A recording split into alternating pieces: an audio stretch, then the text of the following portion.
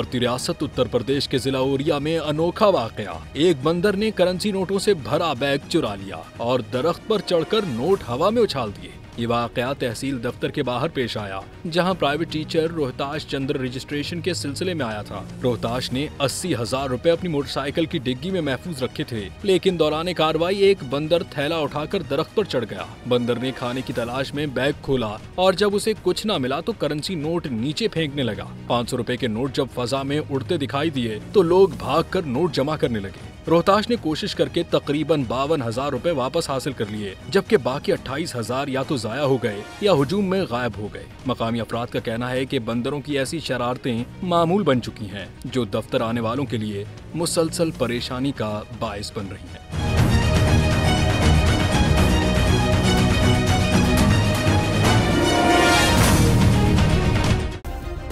Subscribe करें और bell दबाएं ताकि कोई खबर रह न जाए।